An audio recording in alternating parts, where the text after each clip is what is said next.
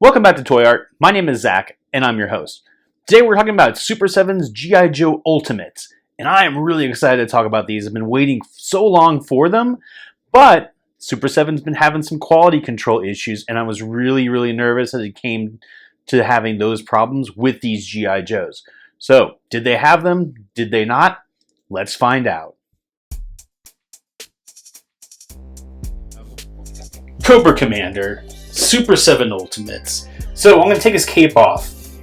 A couple things you'll see, like one of the things is that I thought at first it was magnetized, but it's just a nice mold. It's great. It fits perfectly on his shoulders. It stays there. Here's one thing to talk about this cape. There's no fraying, really. There's a nice wire frame inside of it. And it's got even more up on the top here to keep it all the way molded all the way around. And the buttons are wonderfully metal. I was like, man, where do these attach? They just lay there, and they just lay there perfectly. We have hands. Do we ever have hands? There are 10 hands in total, all right over here. He comes with his awesome scepter. I would have liked this to have been a little bit longer, but that's okay. It's a great scepter. Comes right from the TV show, so it shouldn't be too much longer. We've got a couple of guns, a good couple of guns here. A couple different ray guns.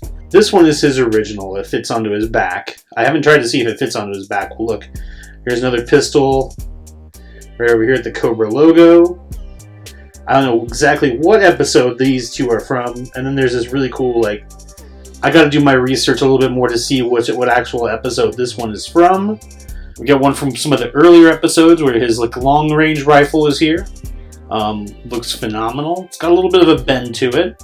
They don't put too much detail into these, but that's kind of what I like about them, is that they are like, they're cartoony. The mold does the talking. We of course have his Cobra binoculars.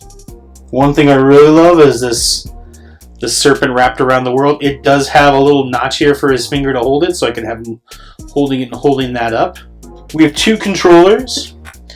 One, of course, for that bomb he sets up in the movie. And then, of course, this little guy right here for the Synthoid episode, which I'm a big fan of. That's really cool. Like, the Synthoid episode is one of my favorite episodes. You also have a non-striped helmet on here. One of the things on this helmet that I found, though, was that there is a little, looks like glue slop on both sides. So I'm just going to take a little magic eraser to get rid of that. This is just a painted silver. It's not like a vac metal, but it does the trick. Those are all the accessories that he comes with here. In the comments, let me know if you found one that I totally missed. So let's get to the main dish, the figure. I think Super 7 held off on these for quite a while to get the engineering correct. Because this figure is not loose at all. His thigh joints are nice and tight. His knees are nice and tight. His ankles, nice and tight. Not too tight, like old school NECA. Like, they don't feel loose, but they feel like they have enough give to where I can pose them going back and forth, left and right, up and down. Again, on this one, on his thighs, there is a little bit of that paint slop, that glue slop. I'm going to take some magic eraser to get to that. It comes down. So that's a little bit of a quality control bummer right there, especially on that leg and on this arm here. So that's one thing to know. I think that's really my main gripe, outside of the fact that, I wish this was a little click on the stomachs, make it a little bit tighter. But I'm not going to go crazy about that. You don't have a place for his gun to hold on the back. That's too much. That's too bad. That was honestly too bad. I love that Classified has a place for almost every one of these accessories. Super 7 does not. However, this is a great looking figure. I'll be honest with you. The silver comes off looking great. Underneath here looks phenomenal. You got the stripe on the top, which is more of a gray. And the detailing, I think, like I said, they didn't mess up. There's no paint. There's no real paint slop outside of those two spots I showed you. And he's a really well put together figure. I feel like Super 7 bringing it back. And I'm going to hold him just like that so you can kind of get an idea of what he looks like here. There's a little bit, this is actually just reflective off like the leather-esque type of paint that they used for him. Like I said, a little bit of that slop right there, but I'm not going to stress too hard about it. It depends on your like being picky. I really think that they, got this Cobra Commander right, and it took long enough to get it. It would have been nice to have a thigh cut right here for him to like move his legs around. You can pull him out, and that's about as far as I'm gonna go. There's a view for you. But they go back in just fine. Like, he's got some good proportion. His knees go back and forth. And I think this is a great representation of the actual like the cartoon. So far, so good in this line. Cobra Commander, kicking A. And that's really what I think about this. If you're on the fence about the G.I. Joe Ultimates, don't be. They're fine figures and well worth it at this. So far, so good. So here's a quick comparison of the three. And you can see just the lineup of Super 7 on the left, Classified right in the middle, and then the new O-Ring. I didn't bring out my original Cobra Commander, just because I figured if Hasbro's trying to go for the same vibe that Super 7 is, why not show all three of them off at the same time here? So that's what all three of them look like together, just in case anyone was wondering out there. As far as comparisons go, man, nothing beats the O-Ring, but that Super 7 is in a league of its own. It really is. Let's get batty. Yep, he said it. Alright, so a couple things on this bat. Let's talk about the accessories first, like I usually do. We've got classic bat backpack. Looks like it just clips right over the shoulders. So they clip on, and they clip on pretty well. So it's tough for you to see, but they'll just clip in right here, and it'll stay right there. Not bad.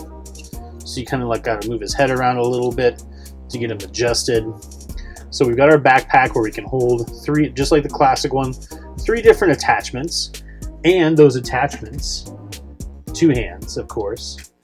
As we look here, we have a grizzled up Terminator-esque hand. There we go. A little tough, but like it's metallic, and it's nice, shiny metallic, and you can see like those wires coming out. It's got some great battle damage to it. Wonderful hand.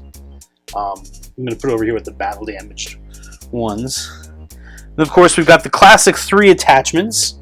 Same as the old school bat. We've got the clamper, buzzsaw. So I'll just kind of give it a little once over. We've got a little flamethrower, or the flamethrower here, and the laser attachment here.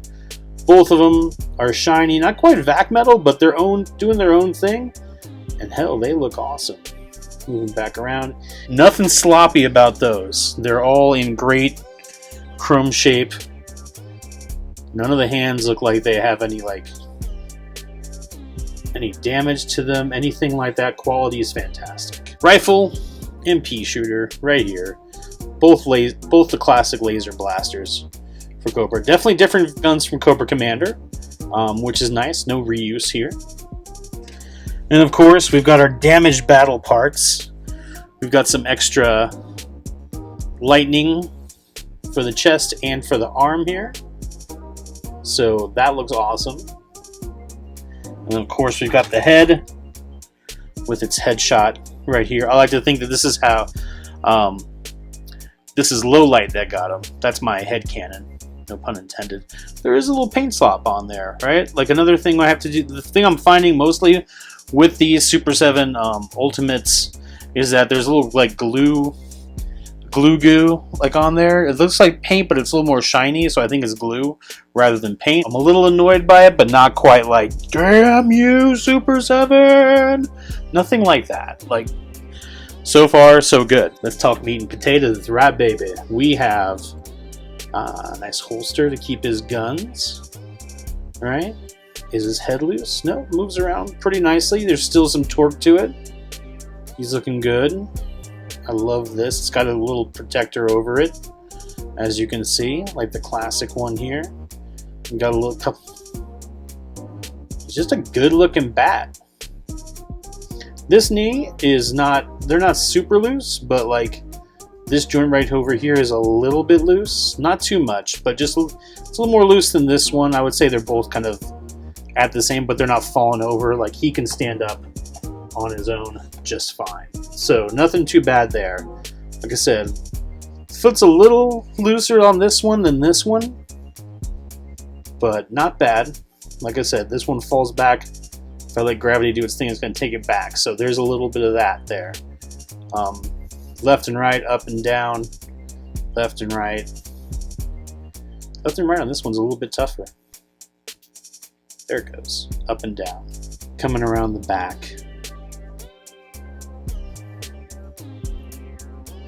The only, like, of that stuff that I found was on the side of his helmet here, like that glue slop. So, like I said, he's a pretty phenomenal figure. He's got his hands, like his elbows are a little tougher to move. He's got bicep swivel, elbow articulation.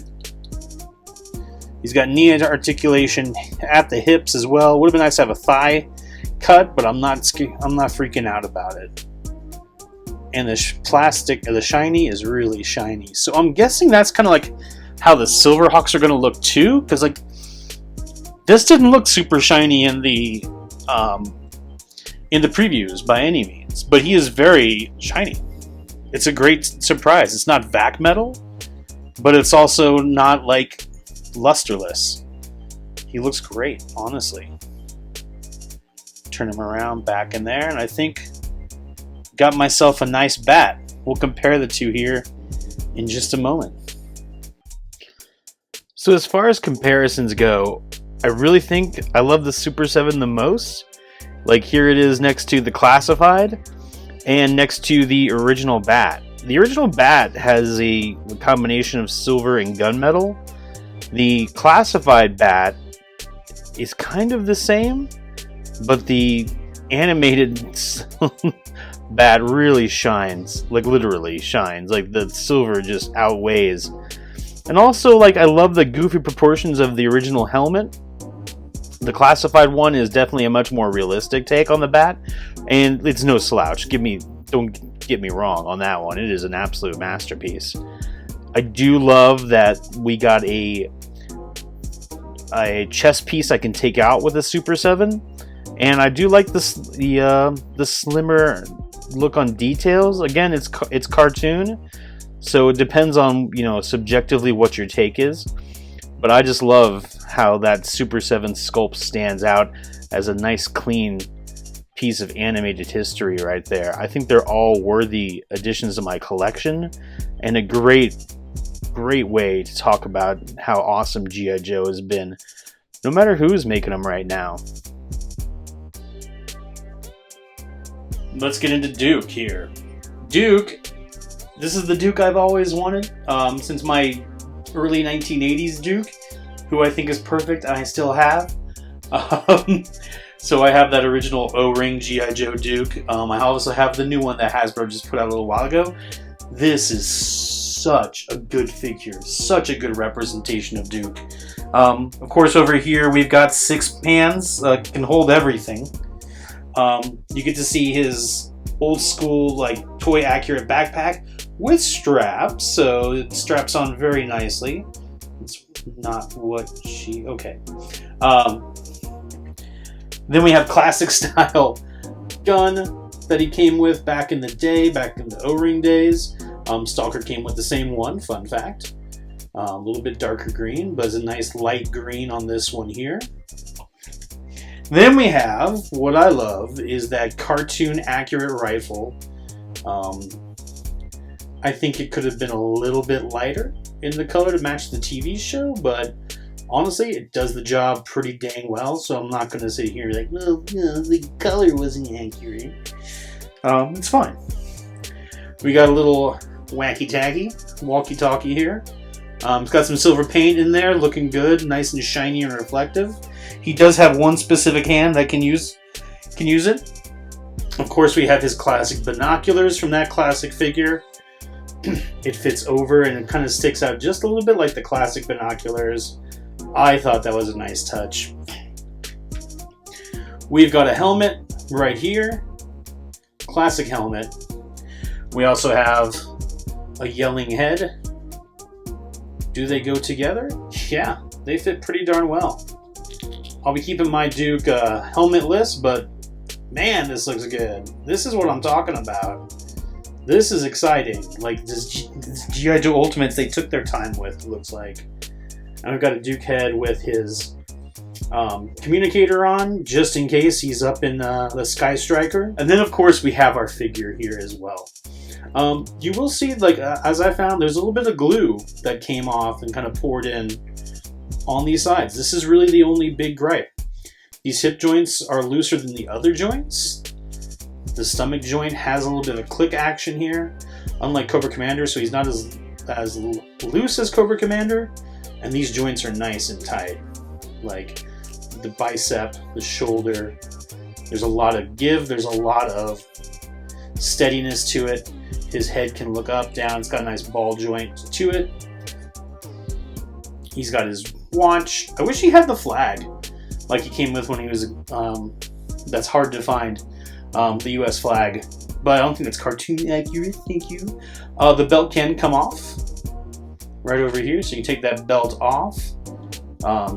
His legs are just the same as the animation, where there's not a whole lot of detail on those boots or on those legs, except the paint's kind of the glue slop is doing its job. So overall, man, I'm really happy with this figure. I'm gonna take some magic eraser to it, and I'll put it in the at the end of the video and see if all that stuff came off. But otherwise, nice shiny boots, great figure. Duke from Super 7. This is the Duke I've always wanted. I'll be frank with y'all. This is a great figure and shouldn't be slept on. Yo Joe. From right to left, you can see the comparisons of Super 7 to G.I. Joe Classified to the original O-Ring Duke in his current Hasbro format. So I decided to show off the Hasbro O-Ring Duke rather than my vintage one because I didn't really want to remove him from this case. He's a little fragile. And also, like, I really wanted to see you all to see the comparison between what Hasbro's trying to do with the original O-Ring line as compared to what Super 7's doing, as they're both going after that cartoon look. The middle Classified is a lot more tempered on its colors, a little bit more realistic. G.I. Joe on the left-hand side, Duke. Ultimates on the left-hand side, Duke is definitely in those more vibrant, cartoony colors, as is the O-Ring Duke. He does not, none of them really come with any smiling faces as the original O-Ring does, but he comes with 3 great heads that you saw earlier.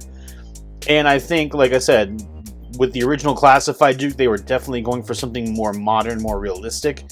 One thing I noticed in the Super 7 is that Duke is more of a barrel-chested, no undershirt kind of vibe.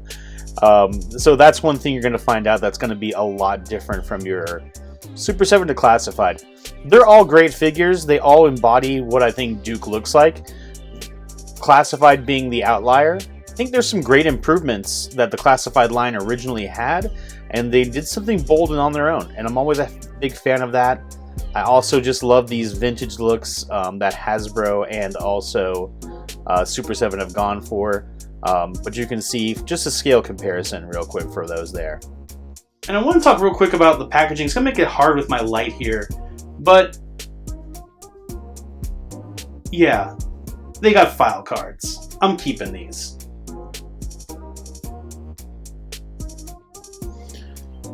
Okay, I saved my favorite for last, which is the animated Snake Eyes, which was on the top of my list of things that I wanted when this line was first announced.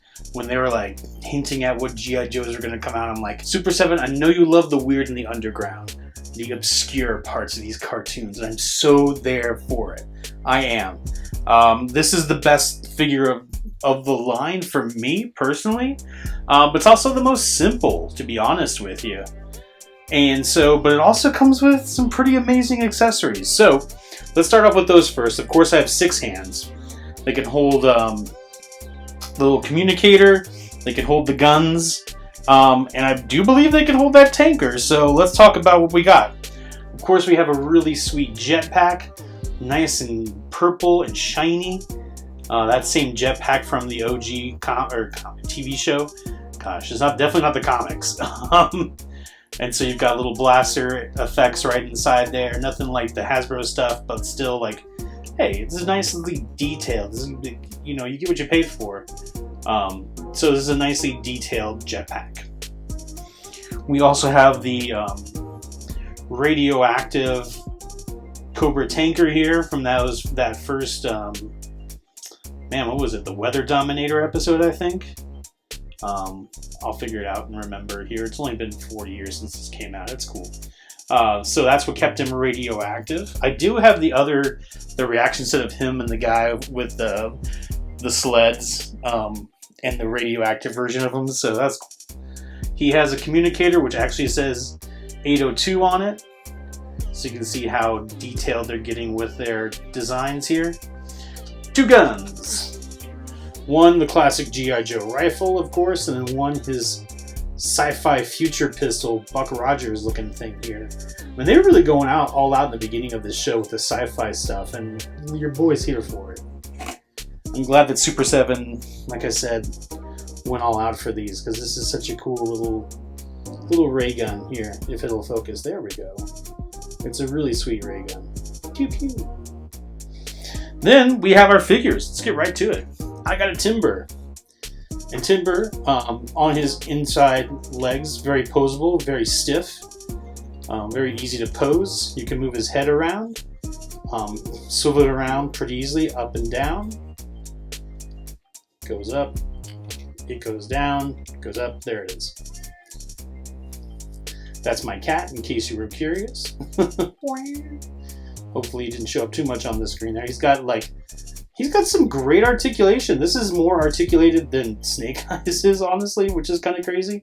Same idea here. So back and forth in legs. These come out, these come in. And it is a really cool Timber. Cacciatore. That's my cat's name. He was meowing. So if you heard any cat meows, that's who we got.